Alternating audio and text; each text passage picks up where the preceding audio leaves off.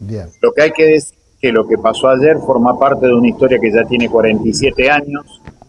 El primer embarque que sale de cocaína desde el puerto de Rosario, de la zona franca de Bolivia, fue el 24 de abril de 1978, por un acuerdo entre la dictadura de Banzer en Bolivia y la dictadura de Videla acá, con Galtieri como comandante del segundo cuerpo de ejército acá en Santa Fe. Y desde entonces tenés 47 años de lo que hoy los paraguayos llaman la hidrovía de la cocaína.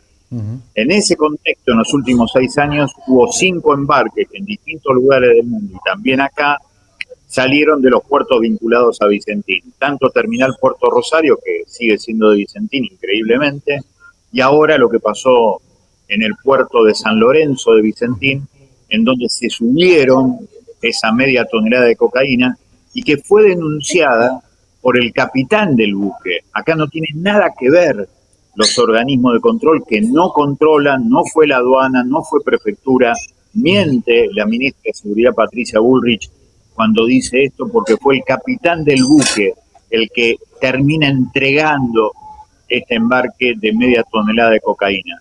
Lo que queda claro una vez más que el narcotráfico de verdad, donde se circula media tonelada de cocaína, tiene que ver con la corrupción empresarial, porque son las grandes empresas las que manejan la mayoría de los puertos en las 7 provincias que tiene costa sobre el río Paraná, 79 puertos, la mayoría de las cuales esas empresas son multinacionales. Ahí queda claro de dónde viene el narcotráfico de verdad, el narcotráfico en serio, el que después le termina quemando la cabeza a nuestras pibas y a nuestros pibes cada día más, por otra parte, en la provincia de Santa Fe.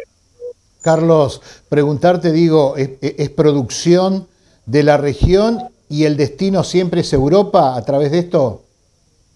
Da la sensación que el destino tenía que ver con Europa, porque el barco que venía de las Islas Marshall por Emiratos Árabes y después volvía hacia Europa era el destino, es lo que generalmente viene ocurriendo desde 1978 en adelante, así que da la sensación que es eso. Hay que recordar que lo que dicen las fuentes oficiales del gobierno paraguayo de hace 5 años, que por año están circulando 23 toneladas de cocaína desde el Paraná hacia distintos lugares del mundo. Ese es el contexto.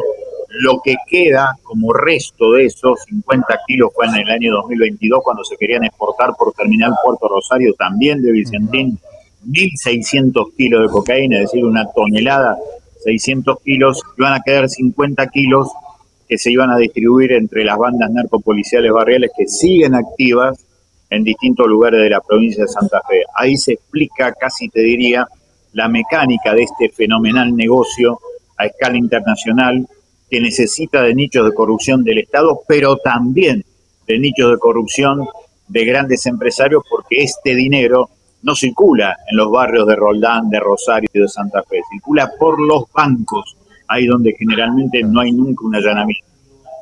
Carlos, el rol de la hidrovía, la potestad de la hidrovía y los controles.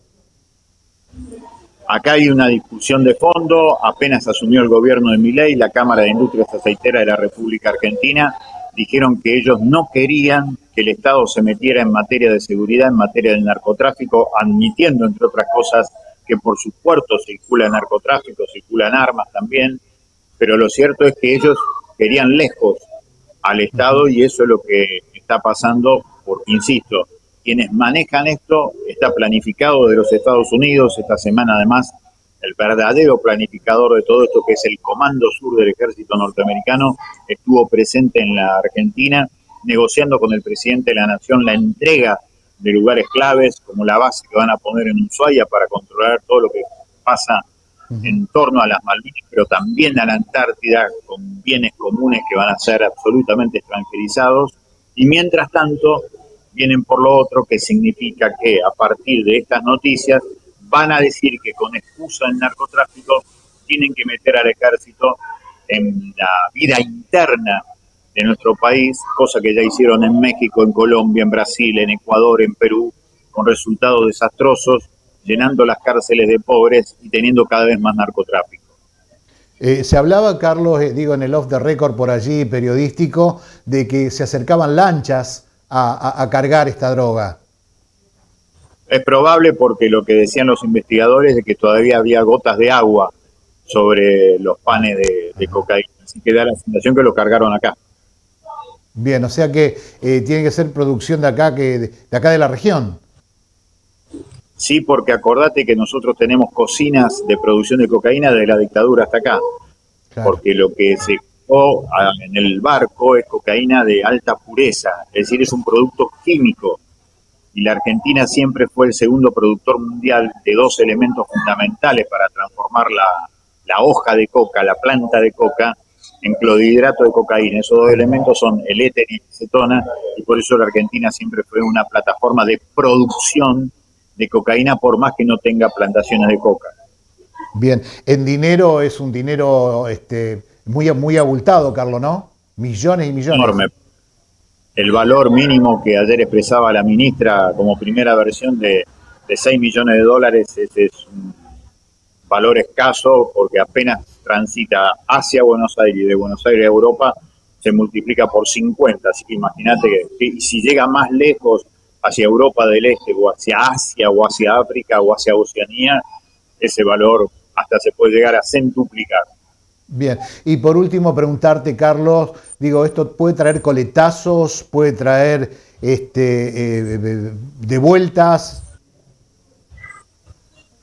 Yo lo que creo, habrá que analizar qué quiso hacer el capitán del buque, tengo mis Ajá, ideas al respecto, pero creo que lo que se puso de manifiesto ayer, que el grupo que tenía esa marca con eso de Your Name, viste que aparecía ujú, en inglés, sí, y una especie de corona, ese grupo terminó perjudicado, porque de hecho ajá, el capitán del navío entrega esa mercadería, sí, sí, con lo cual ese grupo, que vaya a saber de dónde viene, pero evidentemente es una organización latinoamericana, termina perdiendo ese cargamento, hubo otro que ganó al desplazarlo del lugar.